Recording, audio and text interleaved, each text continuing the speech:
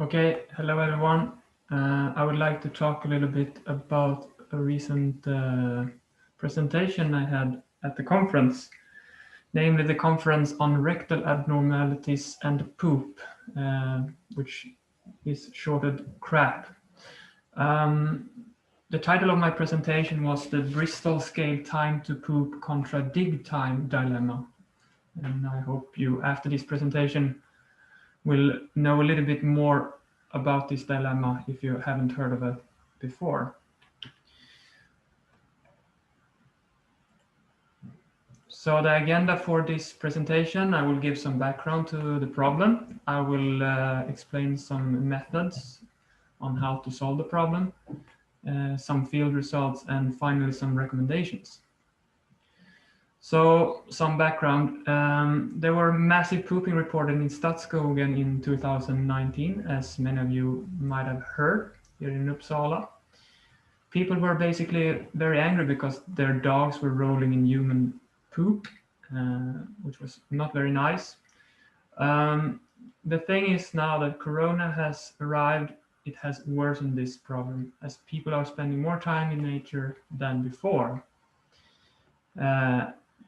As you may know, urban forests such as Stadsskogen smells considerably of dog shit when the snow melts in the spring. So the background smell today is actually equal to normal snow melting levels, which is also not very nice.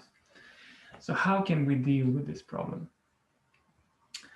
So here you should see a short list of basically 3 options. Well, there is actually a 4th if you also include shit your pants, but I decided to exclude it here.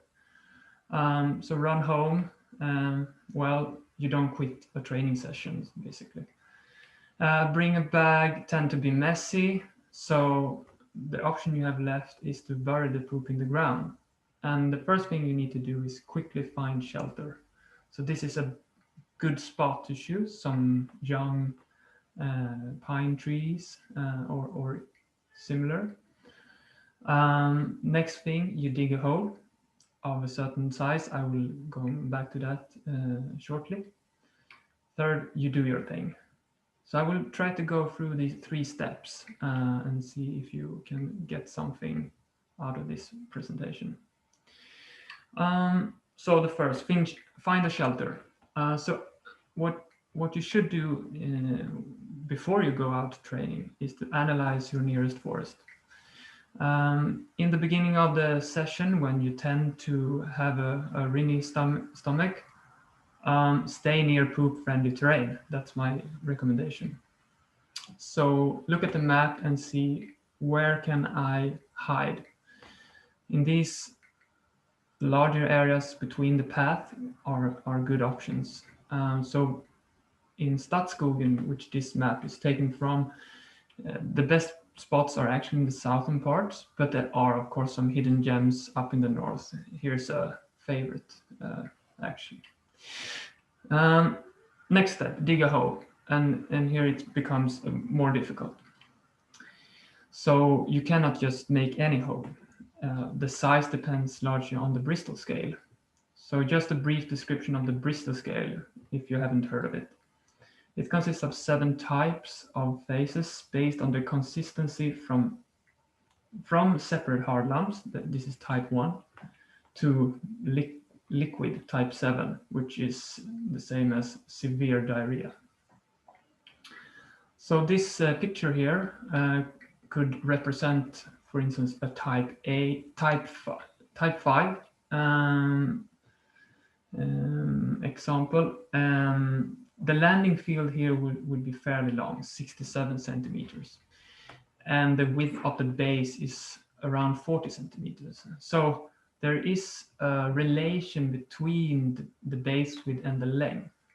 And some field results have suggested that you could use the golden ratio to find this relation.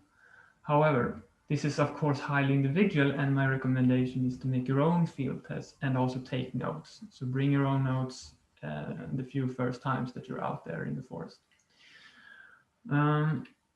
Next, do your thing. So The length of the cascade of your poop will highly depend on the Bristol scale type.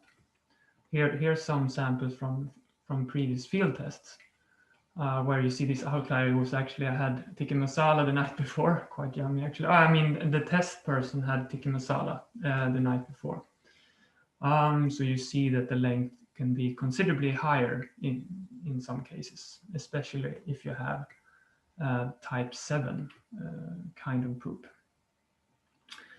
In the second graph, you see on the x-axis the time it takes from that you realize that you have to poop until it's too late. And on the y-axis, you have the time it takes to dig a hole of good enough size, one could say. And after some practice, this time to dig converged to around 3 centimeters per second for boreal forests in Nordic countries. Of course, this can vary then where you are in the world, and I suggest you go to the literature to see what is the digging time in your area, in your specific forest.